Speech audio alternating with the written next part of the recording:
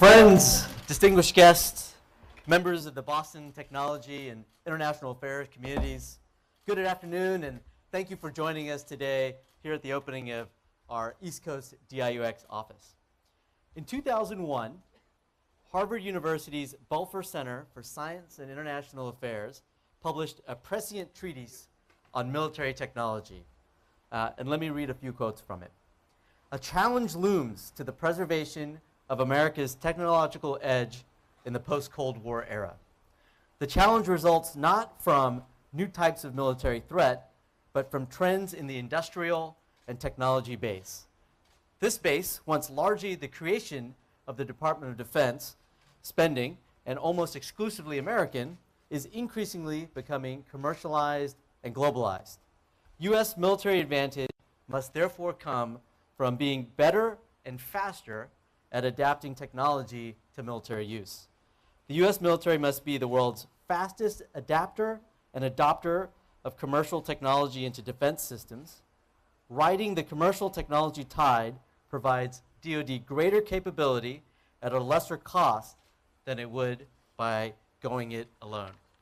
These words, written 15 years ago, are those of Secretary of Defense Ash Carter.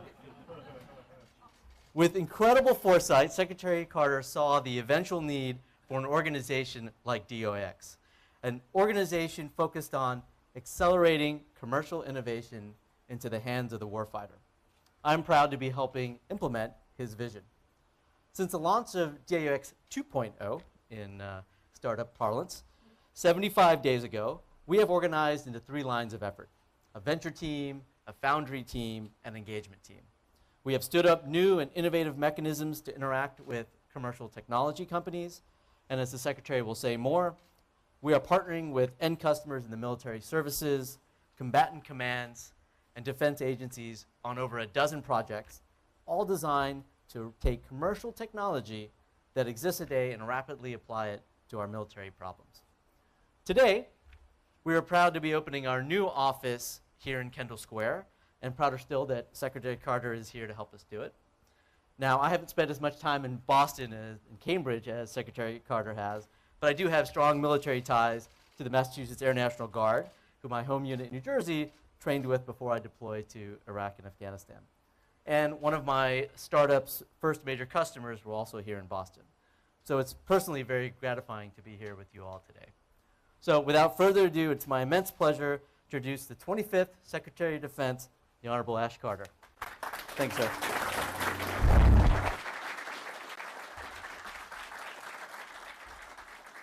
Thanks, Raj. Thanks very much for that introduction. Secretary Ash, here from the state of Massachusetts. I like you already, Secretary Ash. Okay. Good afternoon, everyone. Thanks very much for joining us. It's great to be back in Cambridge today to open up the East Coast node of the Defense Department's technology startup, the Defense Innovation Unit Experimental, DIUx. And with the Boston's area's rich legacy of public service, not to mention its status today as a landmark hub of innovative thinking and innovative technology, we couldn't have picked a better place for our startup. I created DIUx last year because one of my core goals as Secretary of Defense has been to build, and in some cases rebuild, the bridges between our national security endeavor at the Pentagon and America's wonderfully innovative and open technology community. That's important because we've had a long history of partnership, working together to develop and advance technologies like the internet, GPS, and before that, satellite communications and the jet engine. Not only benefiting both our security and our society, but truthfully changing our entire world. And that cooperation among industry, the academy, and government helped make our military what it is today, the finest fighting force the world has ever known. There's no one stronger, and there's no one more capable, and that's a fact that every American ought to be proud of, and I certainly am. But it's also a fact that our military's excellence isn't a birthright, it's not a guarantee. We can't take it for granted in the 21st century. We have to earn it again and again. And today it's imperative we do so because we live in a changing and competitive world. Technology itself is an example of that change. When I began my career in physics years ago, most technology of consequence originated in America, and much of that was sponsored by the government, particularly the Department of Defense. And today we're still major sponsors, but much more technology is commercial. Technology base is global, as Raj has noted, and other countries have been trying to catch up to the breakthroughs that for the last several decades made our military more advanced than any other. Nations like Russia and China are modernizing their militaries to try to close the technology gap. And moreover, technologies once possessed by only the most formidable militaries have now gotten into the hands of previously less capable forces and even non-state actors. And at the same time, our reliance on things like satellites and the internet can lead to vulnerabilities that our adversaries are eager to exploit. So to stay ahead of all these challenges, to stay the best, I've been pushing the Pentagon to think outside our five-sided box and invest aggressively in innovation of all kinds, technological, organizational, operational, and in the talent management of our all-volunteer force. One way we're doing that is by pushing the envelope with R&D and new technologies like data science, biotech, cyber defense, electronic warfare, undersea drones, and many, many, many others. And we're making some serious investments here. The latest budget I've proposed will invest $72 billion in research and development next year alone. And for context, that's more than double what Intel, Apple, and Google spent on R&D last year combined. Another way we're investing in innovation is through people. We're building what I call on-ramps and off-ramps for technical talent to flow in both directions, so more of America's brightest minds can contribute to our mission of national defense, even if only for a time or for a project. And so our military and civilian technologists, for their part, and the innovative defense industry that supports us already, can interact in new ways with the entire innovative ecosystem. Innovative technologies and people are necessary but not sufficient, which is why we're also investing in innovative practices and organizational structures. The world we live in demands it. While the Cold War arms race was characterized by strength, with the leaders simply having more, bigger, and better weapons, in today's era of technological competition is characterized by the additional variables of speed and agility, such that leading the race now depends on who can out-innovate faster than anyone else. It's no longer just a matter of what we buy. Now more than ever, it also matters how we buy things, how quickly we buy them, whom we buy them from, and how quickly and creatively we can adapt and use them in different and innovative ways. All this to stay ahead of future threats and future enemies. And to ensure we keep adopting more innovative practices in the future, I recently created the new Defense Innovation Board, chaired by Google Alphabet's Eric Schmidt, to advise me and future defense secretaries on how to continue building bridges to the technology community and how we can continue to change to be more competitive. More on that in a few minutes.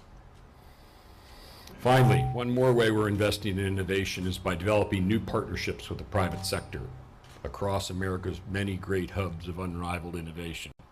Places like Austin, Seattle, Silicon Valley, and of course right here in Boston. And that's where DIUx comes in, and that's why I'm here. Over the last 11 months, since we first opened the doors of the West Coast office in Silicon Valley, DIUx has been a signature part of our outreach to the tech community.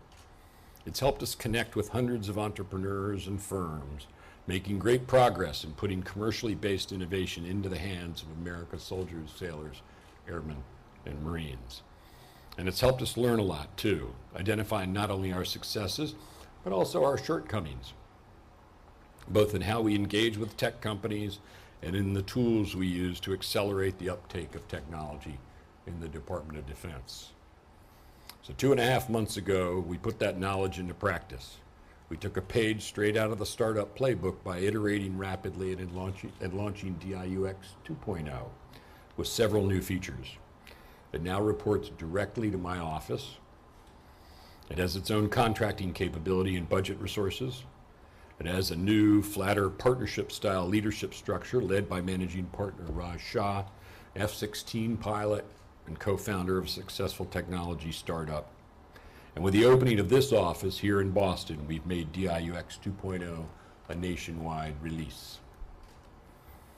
Now, over the last 10 weeks, Raj and his team have been very busy.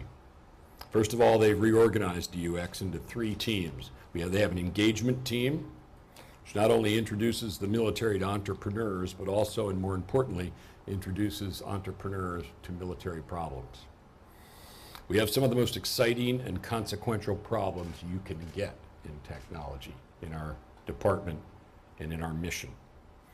Combined with our mission of defending this country, that's one of the strongest attractors for innovators and technologists who want to make a difference in the world.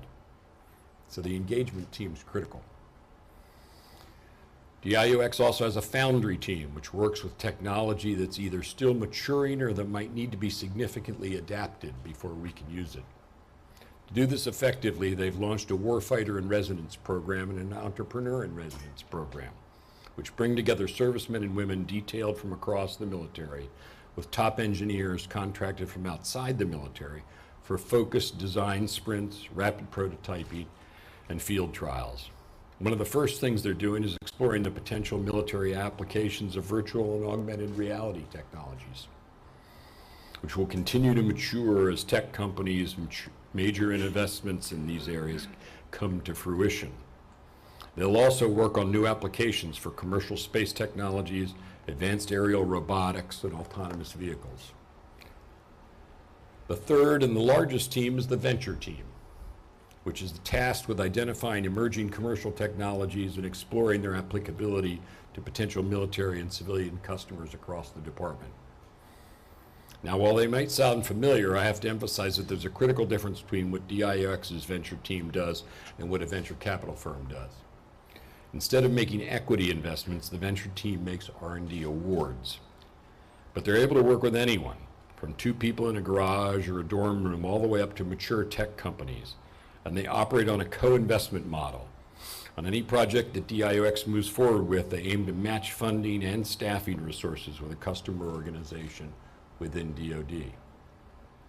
That way, they can ensure not only that the product meets the customer's needs, but also that they have a partner to drive post-prototype transition. With these 3 teams, engagement, foundry, and venture, it's important to note the value that DIUx 2.0 has to offer our department. Because of its tech scouting prowess and deep network with the technology and venture capital community, DIUx has a unique ability to identify and do business with companies outside our traditional defense orbit, including many so-called stealth startups that aren't even officially open for business yet. This significantly enlarges our defense industrial base and helps existing DoD components who partner with DIUx to locate cutting-edge and best-in-breed technology, whether in a garage in Silicon Valley, a lab in Boston, or a successful firm that's never worked with us before. And by rapidly capitalizing on that, DIUx can help the rest of DoD move much faster, delivering the fruits of America's unparalleled technology economy to the warfighter in weeks and months rather than years. That ability to move at the speed of business is possible because the DIUx 2.0 team pioneered a new and an innovative method for defense acquisition. They did this working with experts from the Army Contracting Command, New Jersey at Picatinny Arsenal, especially one of Picatinny's key leaders, Paul Mckinley, who's here today. Where is Paul? Where'd you go, Paul? Raise your hand, Paul. You're supposed to be up here. Paul, well done.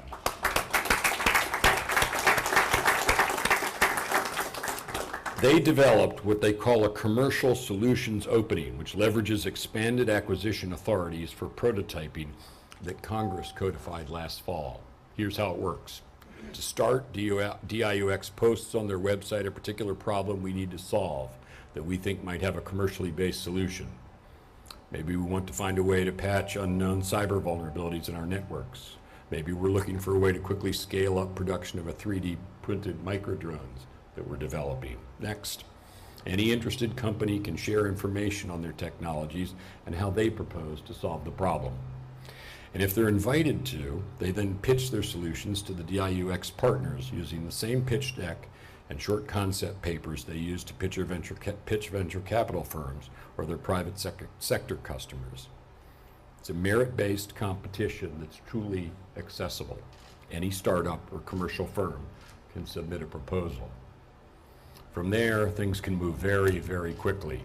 Once the most promising solution is identified, DIUx can then negotiate and execute fast, flexible, and collaborative rewards with the goal to issue funding within 60 days of a first meeting with the company. And later, if the military customer is satisfied and wants to move to follow-on production, they can do so much more swiftly as well. This new approach is already generating lots of enthusiasm. Our military services, combatant commands, and defense agencies like the speed and the agility it affords. Tech companies like that they can work with DIUx to design projects jointly, negotiate appropriate agreement clauses, including those concerning intellectual property rights, and move rapidly to make adjustments as needed. And there's value for everyone in being able to start with a problem set and a few parameters rather than having to meet a specific laundry list of predetermined and sometimes rigid capability requirements, which is how it usually works in defense acquisition. With DIUx, companies get the freedom to engage in the discovery process, which is often the most interesting part, and customers get more innovative solutions. And more important than enthusiasm, this is generating results. Within 5 weeks on the job, Raj and his team developed and launched the commercial solutions opening to begin work on 15 separate prototyping projects. And the first agreement was signed in only 31 days with a company named Halo Neuroscience. They've invented a wearable device that looks like a pair of headphones and uses non-invasive electrical stimulation to increase the brain's natural ability to adapt to training. These headsets will be used by teams from our Special Operations Forces who will work with Halo to gauge how effective their device might be at improving marksmanship, close quarters combat skills, and overall strength training. Now, that's just the first project in the books. Many more projects are expected to be finalized in the next few weeks, covering diverse technology areas ranging from secure network mapping to autonomous seafaring drones. And 7 of their newest problem sets were posted in the last 2 weeks to develop projects for network endpoint inspection, high-speed drones, and multi-factor authentication, among others. So the DIUx pipeline is brimming with possibility, and I expect this portfolio will continue to grow, and even more so because of our new presence here in Boston and the new people we've recruited to lead it. First is Bernadette Johnson, who many of you know from her years as Chief Technology Officer at MIT's Lincoln Labs. She'll be DIUx's Chief Science Officer, ensuring the technical integrity of its projects and serving as chief liaison to our dozens of DoD and industry labs and other R&D organizations across the department. She'll be joined here by Air Force Reserve Colonel Mike Mckinley. In civilian life, Mike is a lawyer specializing in cybersecurity. In uniform, he's been our leader of our Cyber Command's private sector partnership team. Until now, that is, because Mike will be going on active duty and serving as military lead for the Boston office. And along with another senior partner to be named later this year, Bernadette and Mike will join Raj and the partners based out west to manage DIUx's efforts across the country. That last part's important. DIUx has to be engaged nationwide because no two innovation ecosystems are alike. Each has its own unique value and expertise. And wherever innovation is happening, we need to be able to tap into it. Boston is a perfect example of that. In addition to being a hub of East Coast economic growth, Boston is a beehive of activity for biotechnology and the biosciences. I think in decades to come, we'll look back and view the IT revolution as having been the recent past, the present and the future being also a revolution in the biosciences. We in DoD want to be part of that as well, because even though we don't have quite as much of a legacy here as we do in IT and aerospace, we know it can have a tremendous impact on the health and welfare and effectiveness of our troops. So that's part of the future we have to help build together with our partners in industry and academia, as we always have. And that's why I'm also announcing that DIUx is exploring ways to bring leading minds in the military and DoD who work on biodefense and biological technology together with world-class academic researchers, biotech companies and entrepreneurs, including those right here in Boston, like Eric Lander and the Broad Institute and others. And I look forward to their findings so we can ensure that DoD is fully aware of the biosciences revolution that we're just beginning to live through. Like San Francisco, Austin, Seattle, and so many other places, Boston is a technology hub of great importance, an ecosystem of companies, university, and research institutions that exemplifies America's unrivaled innovative culture. And it's especially prominent in the union of biosciences, engineering, and data. Areas that together could yield new ways to fight infectious diseases, for example, or help develop new materials capable of regenerating, responding to their environment, or learning and evolving, all properties never seen before in human-made substances. Of course, the outcome of this will be just one of many ways we'll measure the success of DIUx. The most important metric will be how much new technology is delivered to the hands of our troops. A high return on investment will mean improved warfighter capability with innovative technologies being not only demonstrated but incorporated into regular defense acquisition programs of record. That will require more companies that might not look for defense business getting into our game, and also established defense companies having more access to talent. We'll also gauge success in terms of access to technology leaders, the strength of relationships built over time, and the ability to use these relationships to advance DoD missions, including the extent to which they take advantage of our on-ramps and off-ramps for technology talent, or perhaps create new ones. And in the long run, we'll look at how many DoD components adopt DIUx practices, particularly non-traditional acquisition mechanisms like the commercial solutions opening. If DIUx is truly successful in catalyzing broader interaction between DoD and non-traditional technology firms, as I'm confident it will be, then it will eventually put itself out of business, since the department as a whole will be doing what DIUx is doing today. In fact, we'd welcome that outcome, because DIUx is, after all, an experiment as well as a pathfinder. We created it so we could try new approaches, learn what works and what doesn't, and iterate until we get it right. And we'll keep iterating together and learning from each other as we go forward. That brings me back to the Defense Innovation Board, which I've charged with keeping DoD imbued with a culture of innovation in people, organizations, operations, and technology. To support people who innovate, those creative figures in our department who are willing to try new things, fail fast, and iterate. And also to ensure that we're always doing everything we can to stay ahead of potential adversaries. And I have to say that Eric Schmidt has done a great job helping put together the rest of the board. In recent weeks, I've announced some of the other members, including Reid Hoffman, the head of LinkedIn, University of Texas Chancellor and former commander of our Special Operations Command, Admiral Bill McCraven, and the noted historian of innovation, Walter Isaacson. And today I'm announcing other amazing innovators who will join them, leaders and thinkers who represent a cross-section of America's most innovative industries and organizations. From the private sector, we have Amazon founder and CEO Jeff Bezos. Code for America's founder and executive director Jennifer Palka. Google's vice president for access services, broadband, and fiber network, pioneer Milo Medin. Instagram COO Marnie Levine. And United Technologies senior vice president for science and technology, Mike McQuaid. And they'll also be joined by several distinguished thinkers about innovation and technology, including the Wharton School's organizational psychology professor Adam Grant, Caltech Dynamical Systems and bioengineer Professor Richard Murray, astrophysicist Neil deGrasse Tyson, and three landmark innovators from right here in Cambridge, Harvard legal scholar Cass Sunstein, computer theorist, MIT professor and co-founder of Applied Innovation Danny Hills, and the president and founding director of the Broad Institute, Eric Lander. Some of the board members have already begun their preliminary work. Earlier this month, they spent time with airmen in Nevada, sailors in San Diego, and today they're meeting with soldiers in Fort Bragg, where I'll join tomorrow, and visiting our Central Command and Special Operations Command headquarters in Tampa, and they'll continue to work over the summer.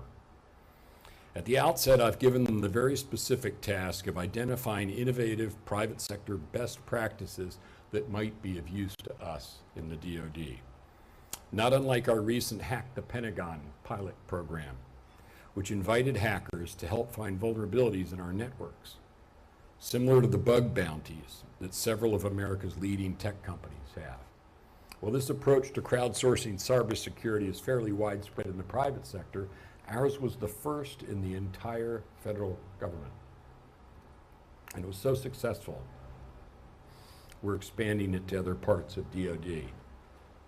This is a way in which you get the white hats to explore your attack surface rather than the black hats.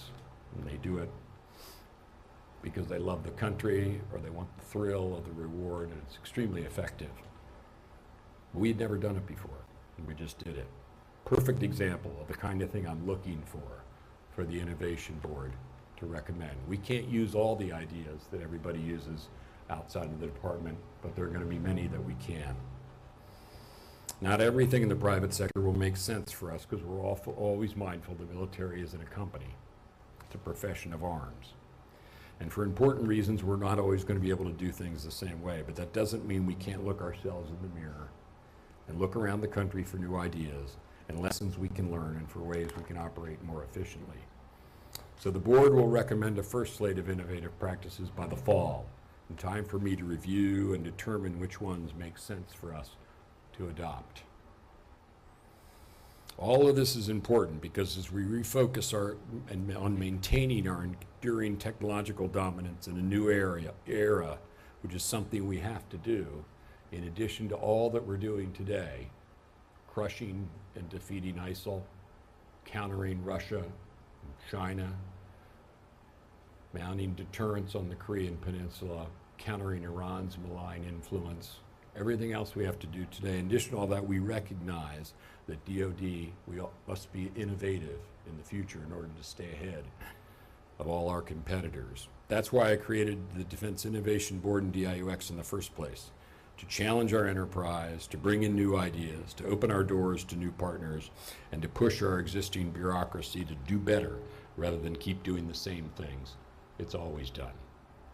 As I mentioned earlier, our defense budget for next year makes breakthrough investments in a range of high-end capabilities, investments we need to stay ahead of potential opponents.